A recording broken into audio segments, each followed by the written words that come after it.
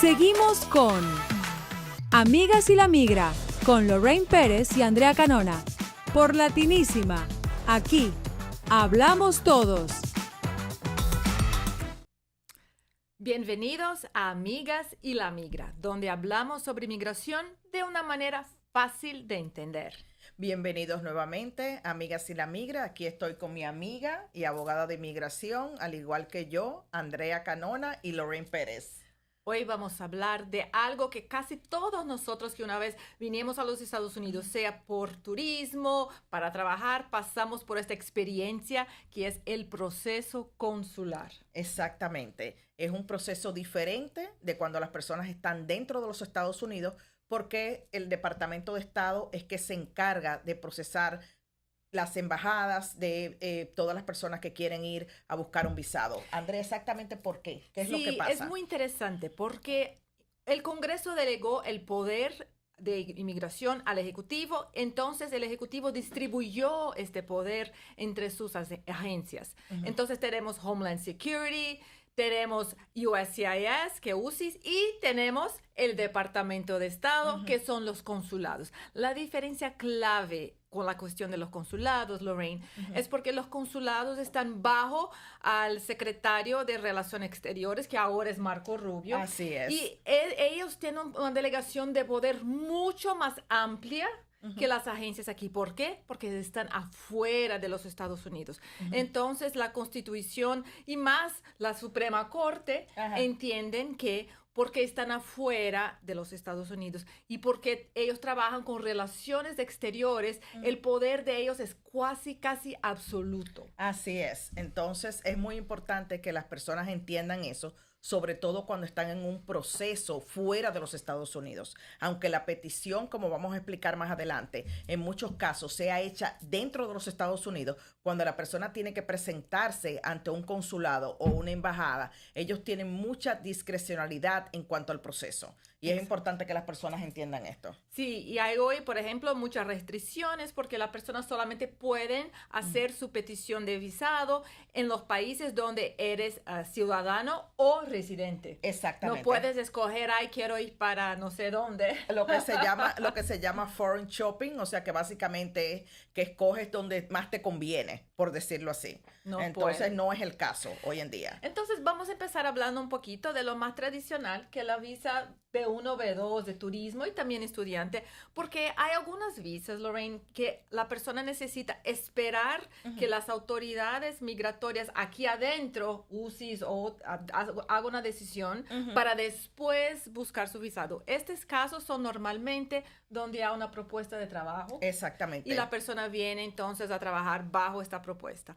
Pero existen visas que el consulado hace todo el proceso solito, ¿verdad? Exactamente, como por ejemplo, cuando la persona va a buscar una visa, que es lo más común, una visa de turismo B1, B2 de negocios, tiene que empezar por hacer una cita en el consulado y seguir los pasos que ahora lo vamos a explicar. También para la visa de estudiante tiene que hacer esto, aunque hay alguna documentación que se consigue aquí en los Estados Unidos, como es el documento de elegibilidad, que se conoce como la I-20, que es necesario para una visa de estudiante, pero todo el proceso realmente se hace desde fuera, ante la embajada de ese país que la persona pertenece. Exacto. Entonces, la persona que quiere una visa así va a preparar su formulario DS-160. Así es. Y una vez que esté todo ahí con la información correcta, y esto para mí es la parte más fundamental. Porque lo hemos hablado muchas veces, lo importante que es no delegar que alguien más llene este formulario, porque cualquier información que otra persona coloque ahí que no sea verdadera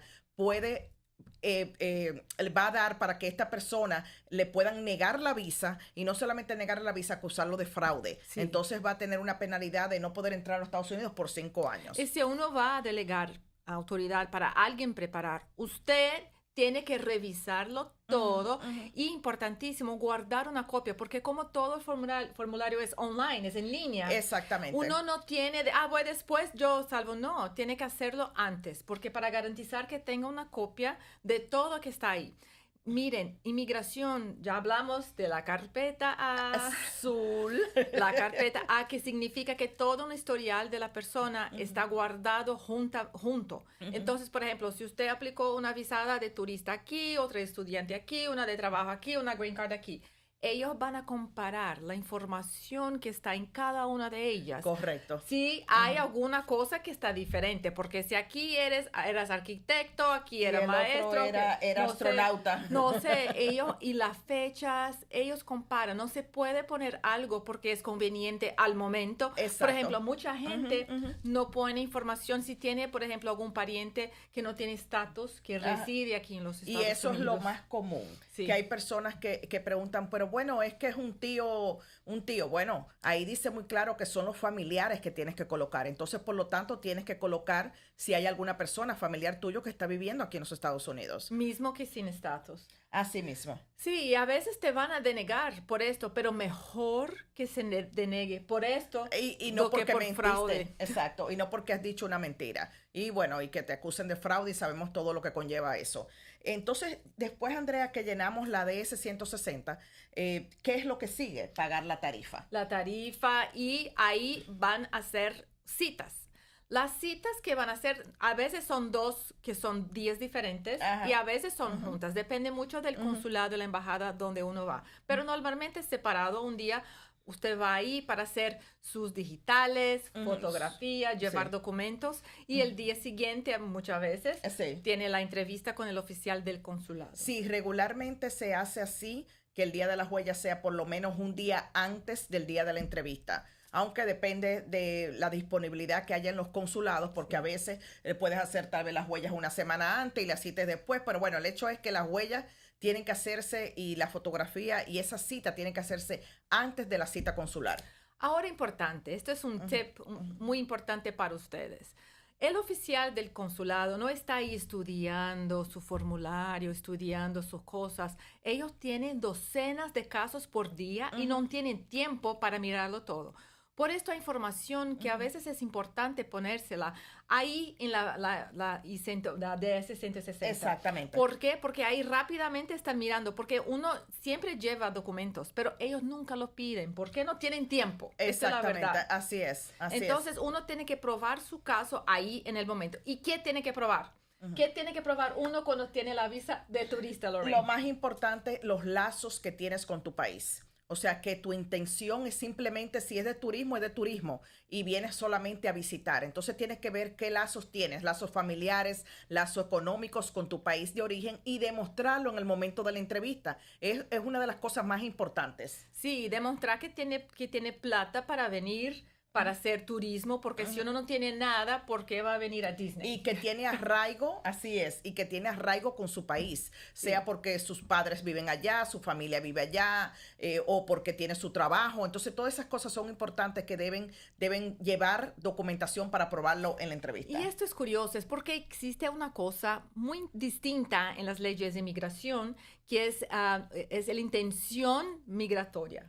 Esta intención migratoria ya existe, como se dice, una presunción. Una presunción. O sea, cuando uno ahí aparece para su entrevista, bello, arregladito, con sus papeles, ya existe una presunción que eres culpable, eres un inmigrante en potencial. Exacto, que vienes a quedarte a los Estados Unidos. Entonces, como ya es ante el oficial existe esa presunción, es el deber de la persona que está buscando el visado llevar toda la documentación que demuestre que no es así.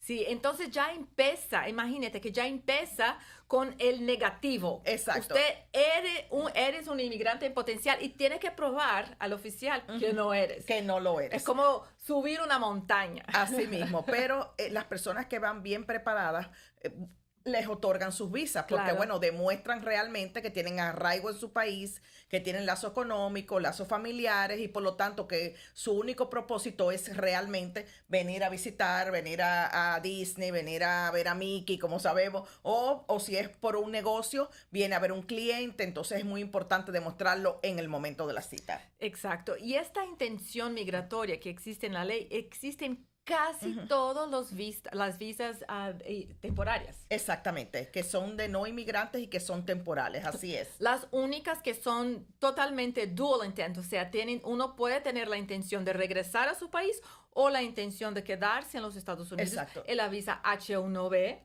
que ahora tiene el problemita ahí de los $100,000. Poquito más.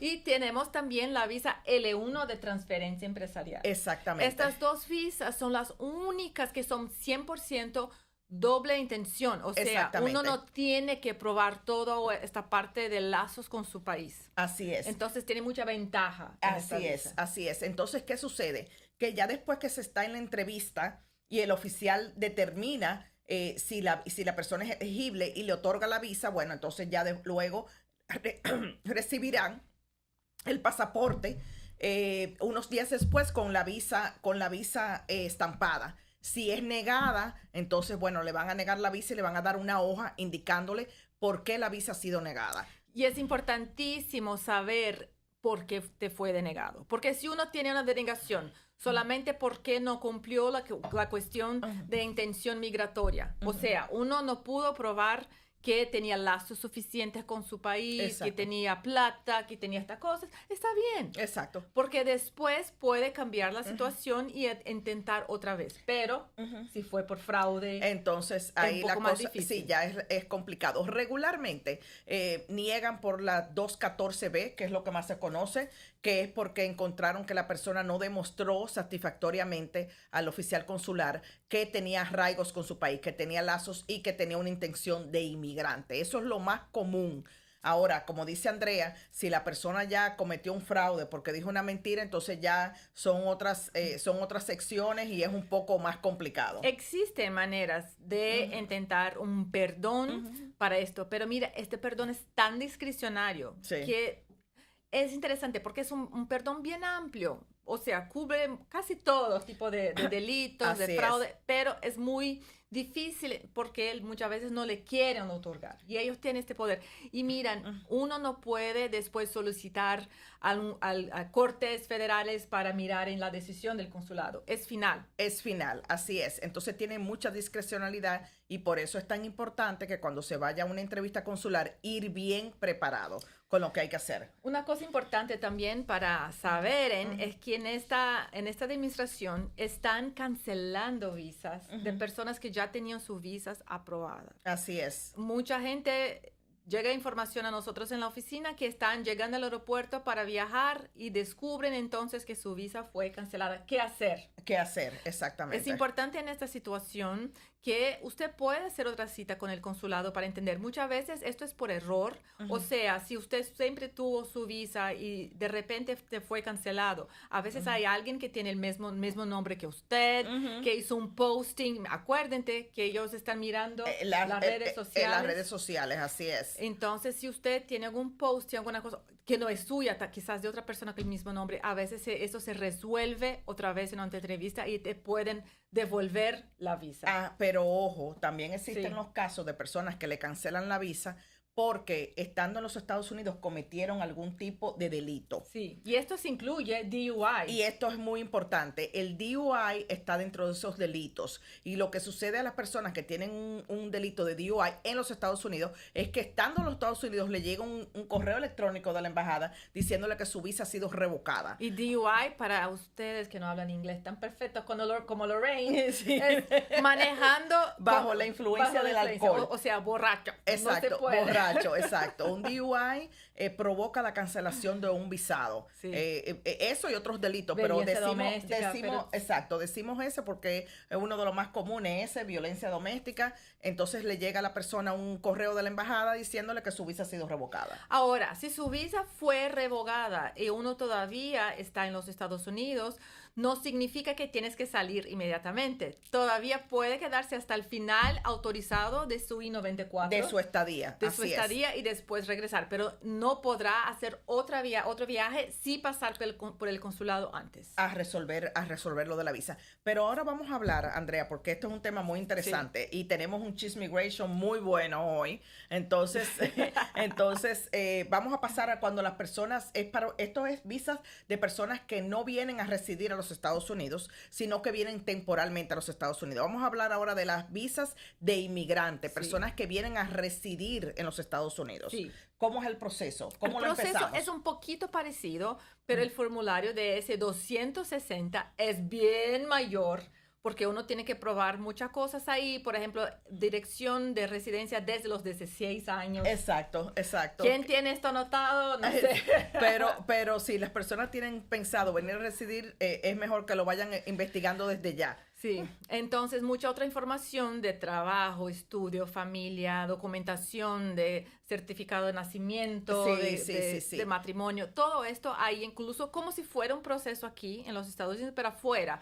Y vas a pasar también por un examen médico y este examen tiene que ser con un médico autorizado por el consulado en su país. Y a veces hay, en Brasil, por ejemplo, creo que son solamente 2. Sí, en la mayoría de países son nada más 2 o 3 médicos que por tienen. Por país, para el país completo. Entonces, es importante que cuando la persona tiene ya una entrevista para una cita de visa de inmigrante, inmediatamente haga la cita para hacerse el examen médico, porque como son muy pocos médicos para tantas personas en el país. Ahora, importantísimo, toda persona que tiene una petición de visa inmigrante por trabajo, por familia, es fundamental entender y conocer su petición. Porque pueden hacer preguntas. Así es. Si tienen una petición de trabajo, te pueden preguntar de su trabajo propuesto, quién es el empleador, cómo lo conociste, qué experiencia tiene. ¿Por qué? Porque uno de los trabajos, de las obligaciones del consulado es verificar si no hay fraude, especialmente hoy. Exactamente. Entonces, ¿cómo una persona que viene a residir a los Estados Unidos puede venir a los Estados Unidos? Primero, tiene que tener una petición aprobada, una petición de relativo, que es la I-130, o si es una petición laboral, es una I-140. Y luego que la petición es aprobada, es enviada al Centro Nacional de Visas, que es que se ocupa de hacer todos los trámites, donde se rellena la DS-260, donde se van a subir todos los documentos biográficos de la persona, actas de nacimiento, actas de divorcio, actas de matrimonio, etcétera. Entonces, después que el NVC revisa todo eso, es que otorga la cita. Y mira, este proceso no es tan sencillo. Mucha gente voy a hacer solo, es tan fácil. Mira, hay exigencias en cada embajada, porque estos son parte de cosas con tratados internacionales. Algunos documentos de algunos países tienen que ser apostilados, otros países no necesitan apostilar. Algunos países tienen alguna exigencia de formatación de documentación, otros no tienen. Uno tiene que saber exactamente qué piden en su país. Otro factor que dificulta muchas veces, por ejemplo, si uno vivió en otro país por más de un año, tiene que obtener certificación policial específica de su background, de su pasado de su país, criminal, exacto. de este país. Entonces, a veces es difícil, no es tan sencillo. Por eso que tiene que empezar temprano cuando tenga la oportunidad. Así es. Y mi sugerencia es siempre con un abogado, porque esta parte de trámite tiene muchas partes que caminan juntas. Muchas veces el NVC rechaza la documentación enviada y uno tiene que buscar que está ahí incorrecto o no incorrecto, enviar otra vez. A veces ellos se equivocan, entonces comunican, envían un correo electrónico diciendo que hay que entrar al portal porque hay una documentación que está mal. Y cuando uno lo revisa, realmente la documentación está bien, entonces hay que escribirle al NVC, al Centro Nacional de Visas, diciéndole, no, esto está bien, esto está correcto, entonces para que ellos lo revisen. Pero es muy importante, como dice Andrea, tener la asesoría de un abogado porque es mucha documentación y cada consulado, cada país tiene sus reglas. Y ahora quiero hablar un poquito de qué está pasando ahora. Que acuérdense, en principio de nuestro programa hablamos cómo el consulado tiene tanto poder discrecionario y ahora más que nunca, hasta en este tipo de peticiones, porque ellos están mirando primero el historial completo de las personas. Así es. Entonces, están mirando que una persona vino a hacer en los años 90, empezando 2000, viniste con visa turismo, pero después sacaste un Social Security. ¿Por qué abriste una empresa? ¿Por qué? Ellos están haciendo este tipo de análisis. Así es. Uno tiene que estar consciente, entendiendo, acordando de todo historial, porque es posible que un oficial quiera hacer este tipo de análisis. Segundo, si usted viene con una petición de trabajo, ellos están casi que forzando a la gente a hablar inglés en la entrevista. Sí. Entonces, si tiene un tiempocito, y ellos que marcan la entrevista. Exactamente. No sabes exactamente cuándo va a ser. Empiece a estudiar inglés suficiente para que puedas hacer esta entrevista satisfactoriamente. Después que el NBC termina de revisar todos los documentos y que encuentran que todos los documentos están en orden, entonces es que ellos envían un cable a la embajada y la embajada les otorga una fecha para que ellos puedan dar la cita. Y es ahí que es necesario que la persona comience a ver lo del examen médico, y toda la documentación original que debe ser entregada el día de la cita, de todos los documentos que se subieron, le deben ser entregados en original. Entonces ya luego de la entrevista es que si ellos otorgan el visado, entonces se quedan con el pasaporte y a los 5 o 10 días hábiles más o menos le llega el pasaporte con el visado y un sobre, el cual debe ser entregado a su entrada aquí a los Estados Unidos. Y en este momento, una sorpresita. Ustedes posiblemente, o casi con certeza, van al cuartito famoso de inmigración. Exacto. Pero es una visita buena al cuartito, no una visita mala, ¿verdad, Exacto, Lorraine? es una visita buena porque básicamente el oficial de inmigración va a abrir el sobre y va a determinar que todo está en orden, le va a sellar el pasaporte dándole una residencia temporal en lo que le llega la residencia más adelante. Exacto, entonces su visa inmigrante es como una visa de turista, pero tiene 6 meses, está escrito visa inmigrante que te otorgan en el pasaporte.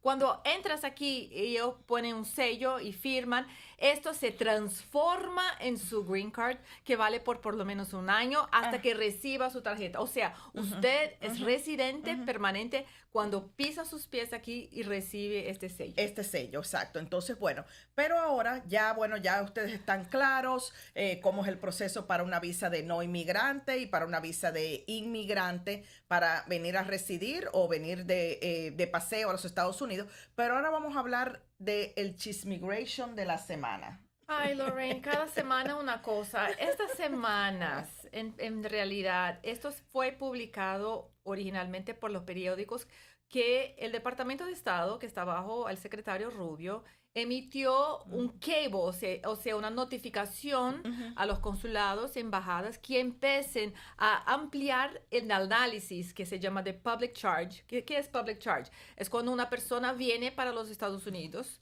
y se torna un peso público que va a utilizar beneficios públicos. Exacto, que va a utilizar beneficios públicos y regularmente estas personas que se consideran que son carga pública para el país no se les otorga el visado o en este caso todavía no sabemos si la residencia, pero por lo menos el visado.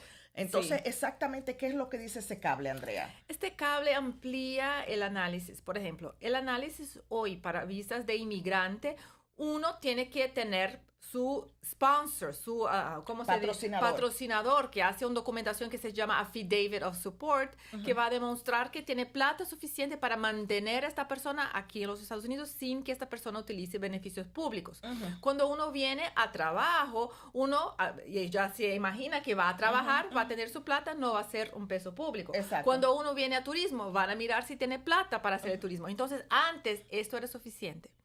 Ahora está mirando cuestiones de salud. Entonces, está mirando si la persona tiene diabetes. Ella o sus familiares que vienen con ella tienen algún problema neurológico. Sí. Si tienen presión de salud mental. Salud mental. O si la persona tiene obesidad. Y esta parte para mí es sorprendente porque, mira, ¿qué define a ellos por obesidad? Sí, bueno, y lo que realmente está llamando mucho la atención es que piensa que una persona ha esperado años por venir a los Estados Unidos y en el último año, por ejemplo, le hayan diagnosticado cáncer o cualquier enfermedad, o tiene cualquier enfermedad cardiovascular, o tiene cualquier otra enfermedad neurológica, esta persona no se le va a negar el visado. O sea, es preocupante. Es muy preocupante. Y ellos están mirando otras cosas. Por ejemplo, si la persona, entonces si tiene estas enfermedades o obesidad o que sea, que consideran mal, si tiene recursos financieros para costear su tratamiento.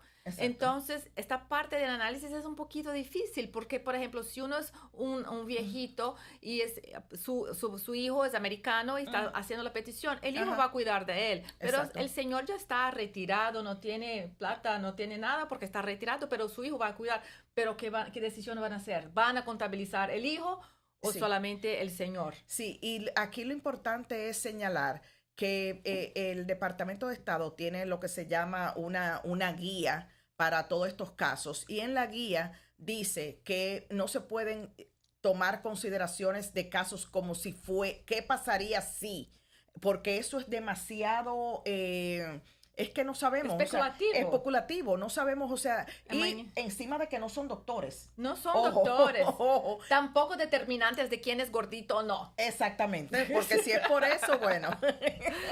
Mira, es muy complicado. Sí, entonces, esto es algo muy nuevo y salió en muchos periódicos aquí en los Estados Unidos. Sí. Nosotros sabemos que quieren cambiar también los reglamentos de public charge para aquí adentro de los Estados Unidos, pero el proceso es diferente, un poco más rígido, pero estamos mirando quizás un programa solamente sobre esto. Exacto. En el futuro próximo. Sí, solamente de todos los causales para inadmisibilidad, y en este caso la carga pública y lo que conlleva esta nueva regulación, que como Andrea mencionó anteriormente, como el Departamento de Estado tiene tanta discrecionalidad, solamente con un cable indicando que deben hacer eso es suficiente. Y delegando este poder casi que, no sé, enorme a un oficial consular que tiene como que 5 minutos para hacer una decisión que cambia la vida de uno. De una persona. Entonces, mira, gente, es más que nunca fundamental que tenga una estrategia migratoria, trabajen con un abogado que tiene competencia para hacerlo, porque uno va a tener que pensar adelante. Tiene que tener la estrategia ya para rebatir. Para que cualquiera de estas, de lo que ellos